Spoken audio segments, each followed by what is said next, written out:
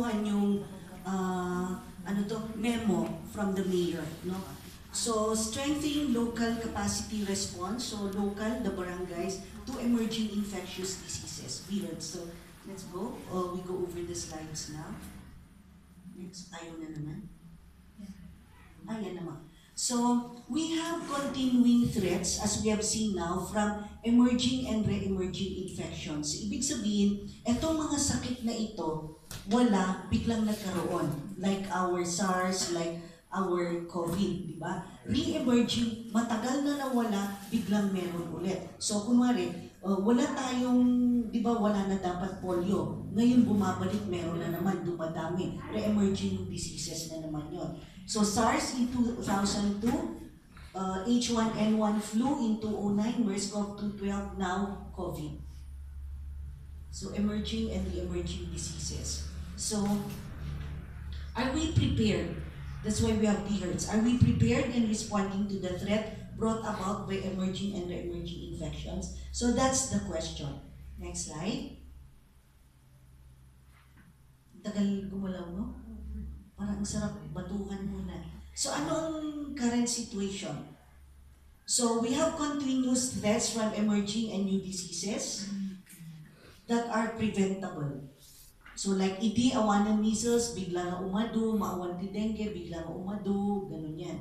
So emerging, re-emergent diseases. Sa Philippines, being a tropical country, yung temperature natin very ripe for things like that. No? Next slide.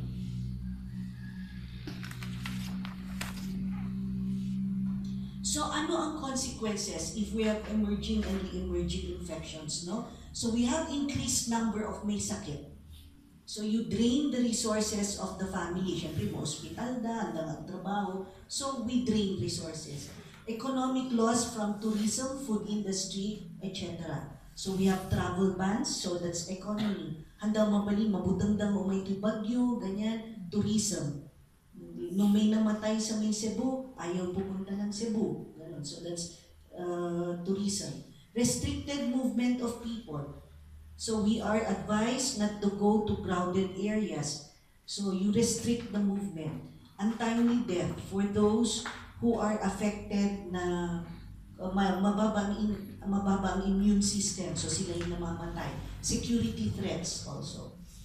No? Consequences.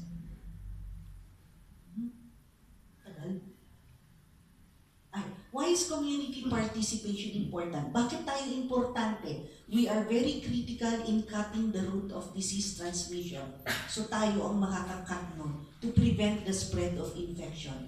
We identify where the problem is and then we cut the root of transmission. Ipapagpigilin natin.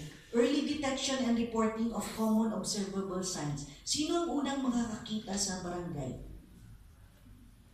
Tayo. Pag nag-home visit, pag naglalakad, bakit bigla na lang maraming namamatay na manok dito? Bakit marami sunod-sunod sila buong pamilya nag-fever, pati sa kabila? So early detection and reporting. And cleaning of surroundings and practice of parole of hygiene, I don't know the parole, and sanitation will minimize disease transmission. So as we very well know, sanitation plays a very big part in many of the diseases. So what does BHERTS mean? Barangay Health Emergency Response Teams. Barangay Health Emergency Response. We respond to barangay health emergencies. It is the community-based partner of the health system for the early detection and response of emerging and re-emerging infections. Next.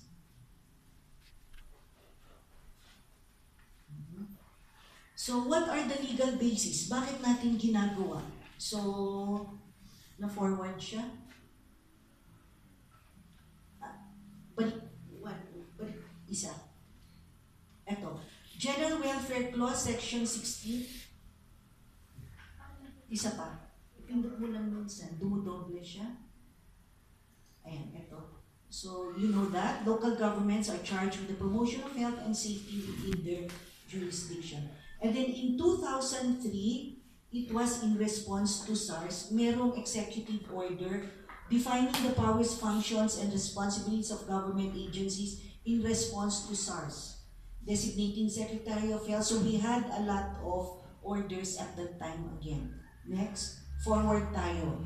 1995, enjoining creation of BHERTS in all barangays. So this is not new. Since 2003, 2003, eto na yung umpisa ng mga BHERTS, Barangay Health Emergency Response Teams, because of the SARS. So I remember we had a lot of seminars at the time for the barangays. It's a 5-day seminar, masyadong mahaba, kulang ang pondo, ginawa namin 3 days. No? All diseases for that matter. The ILG Memorandum 203 again against SARS, and then now in 2020, Guides to Action Against Coronavirus, the ILG. And then ito, because of this one, naglabas ang LGU Baguio, Mayor Benjamin Magalong, EO 33 series of 2020, ordering all barangay units to activate, mobilize, and deploy their BHERTS and implement the directives as provided with the 2019 ENCOG Interagency Task Force Plan. So ito na yung na-receive nyo sa mga barangay nyo. Reactivation of BHERTS. So next slide. So hihimay-himayin natin ngayon ito, yung sa BHERTS. So being a community-based group, the BHERTS gets to hear what is happening within the community and are therefore in good position to know if there are unusual events occurring. So yung sinasabi ko, if there are any events that are occurring in the barangay, ang unang makakaalam dapat barangay. No? So kaya ako tinawag Kagawad on Health because it's a health issue. Barangay health workers, BNS, Binaw, Tanod, sila kasi yung umiikot-ikot. Can assist the local health system in implementing appropriate interventions. So kung may interventions, pupunta kami sa barangay, ang una namin papasukin, BHERTS. Pag health emergencies yan, to contain the spread of the disease.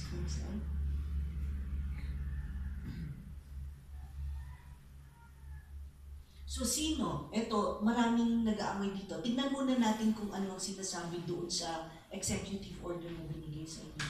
The composition of the BHERTS may vary based on the situation of the barangay. So actually, meron silang ibinigay but that is not a ultimatum.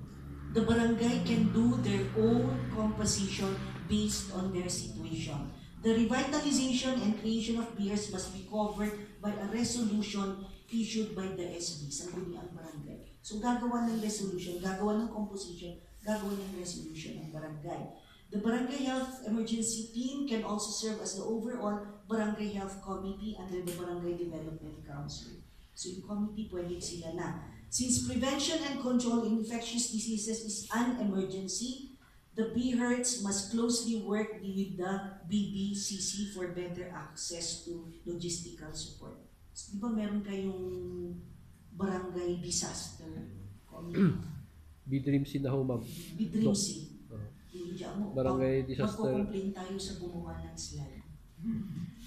BDRIMC for better access to logistical support. BDDC is the old BDCC. That's the old name. Yes, ma'am. So ito na yung kay Mayor Magalong, ordering all barangays to activate, ibig sabihin adda natin, i-activate mo ulit, mobilize and deploy their BHERTS and implement the directives as provided in the Interagency Task Force Plan. Next. Creation of the BHERTS, so Section 1, all punong barangays are ordered to immediately activate, mobilize, deploy, yun na yun. So, kay punong barangay to activate their BHERTS. Next. Ito. Composition, ito yung sabi nila, each barangay unit shall organize a minimum of 1 BHERTS. So may sanga team with an additional unit for every barangay with more than 5,000 residents as may be required by the circumstances. So, 1 team for every 5,000 residents. Isuti ko nga ng DJEO, Executive Order. It is composed of an executive officer, 1 Barangay Tanod, 1 BHW, 1 BNS, 1 BNOW, where at least one member thereof must be a registered nurse or midwife. Pero narigat na ito. Apay kanayin na ito mabirong kang na nurse nita. Next.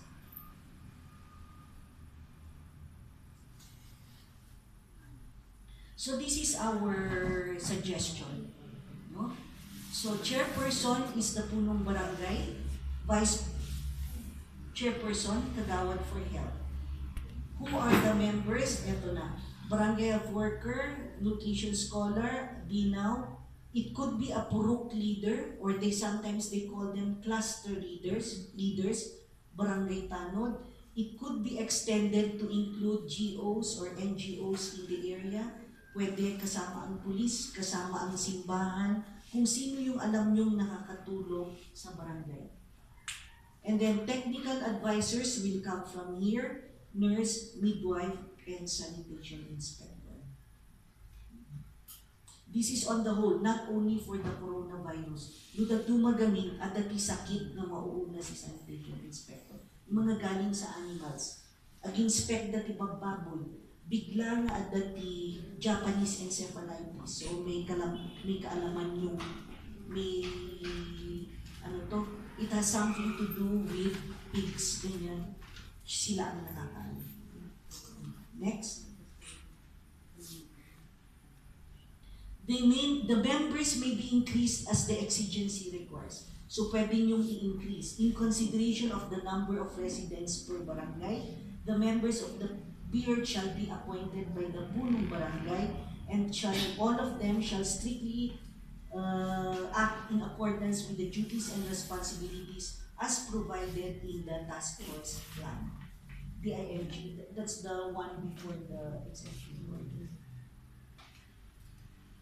Functions and duties of the BIRDs as a whole, no?